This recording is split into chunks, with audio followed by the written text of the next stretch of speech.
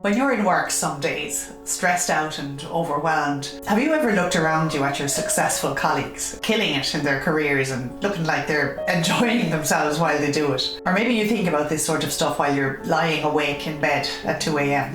again.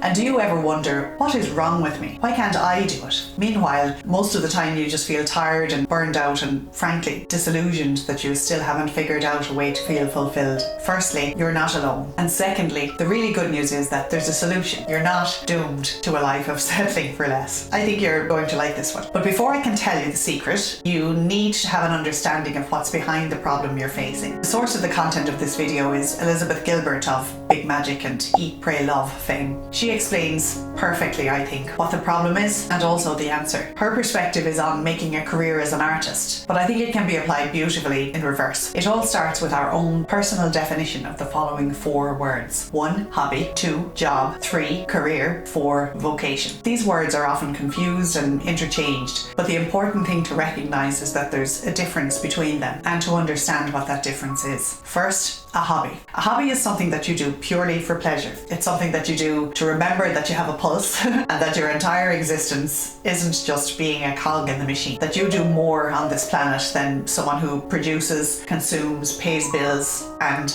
in Elizabeth Gilbert's words, waits to die. The amazing thing about hobbies is that there are 0 stakes. You don't have to make money, you don't have to get famous, and nobody has to even know about your hobby. It just brings you pleasure. It makes you feel like your life is not just about the grind. Number 2 is a job. Having a job, or more than one jobs, keeps the contract of taking care of yourself as a mature adult in the world. Being reasonable, being rational, and being able to pay your bills. Being able to not be a burden on other people, not waiting for someone to save you, not waiting for a sugar daddy or your family or even a husband to support you, not waiting for the government to bail you out or support you or put a roof over your head. Just taking care of yourself, providing for yourself. I appreciate that having a job and being able to work is a privilege. The amazing thing about a job is that it doesn't have to be awesome. It doesn't have to fulfill you. It doesn't have to be joyful.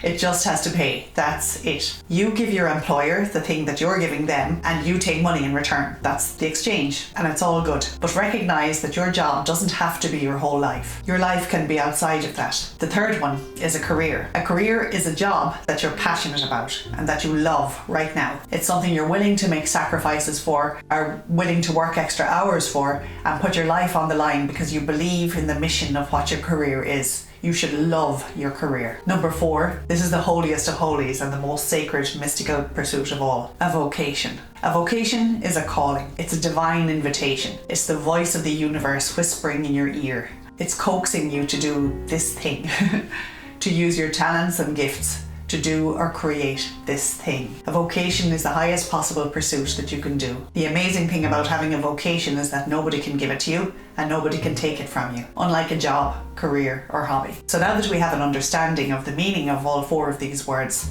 hobby, job, career, vocation, I can tell you that the secret is that you don't actually need to have all of them. Ta-da! And you might be surprised at the ones you don't have to have. This will turn so much around in your brain and free you up so much. So let's start with a hobby. It probably isn't much of a surprise to you that though hobbies are amazing, you don't actually have to have one. You do, however, have to have a job. This is because you have to pay bills to survive. In a job, there's a contract, and the contract is that there's a material world and then there's a spiritual or artistic world. But here's the thing, they don't have to even intersect.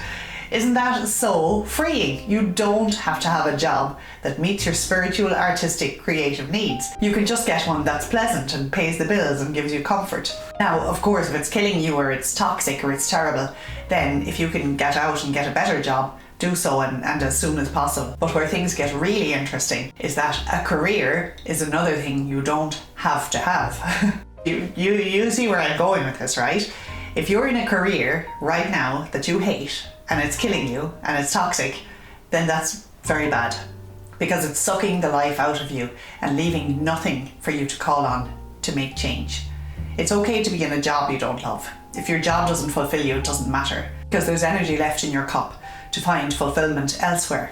And because you're getting paid, you don't have to worry about basic survival. But if you're in a career that you can't stand? Well, Elizabeth Gilbert actually suggests that you quit that career and just go and get a job. If you do have a career, make sure you love it. If you don't love it, go and get a regular job to pay the bills so that you can go and do other things. You should love your career or not have one. It's not necessary. Otherwise, what's the point? You're just slogging for nothing. This is the secret to fulfillment that I'm talking about. Despite everything we're told, you actually don't have to do that thing that creates so much stress and pressure even when I hear it. And that's either A, have one career in something that you're passionate about that meets all of your needs for making a living and feeling fulfilled, and then you'll be happy. Or B, find your one dream job that meets all of your needs for making a living and feeling fulfilled, and then you'll be happy. In fact, you don't have to have a career at all. You can have a pleasant job that provides and that frees up enough time and energy and space for you to allow your passion or your vocation to come forward at its own pace, if it hasn't done so already. And speaking of a vocation, Elizabeth Gilbert said writing was never a hobby for her, unlike gardening or cooking. For a long time it was her private vocation, and she wrote every day because it was a holy calling. During that time she had several jobs. She didn't have a career because she knew if she committed herself to a career,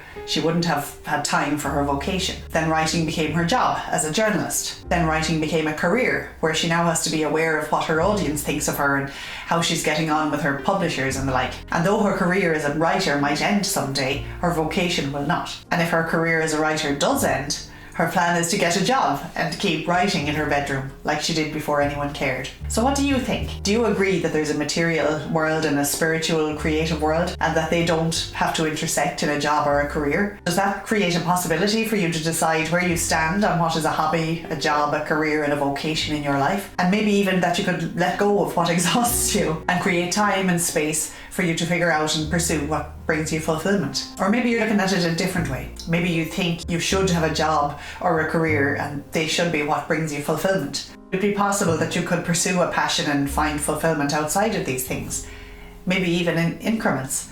Isn't it so freeing to think you maybe don't have to disappoint your family and throw away your job and your career right now in order to pursue fulfillment? The good news is that you're in control of all these decisions. For me, Elizabeth Gilbert's words were an epiphany. But, as was pointed out to me very recently, another writer, Laurie Gottlieb, said, "Insight is the booby prize of therapy." So go and watch this video next to take this insight into action and actually create lasting change to feel more fulfilled in your life.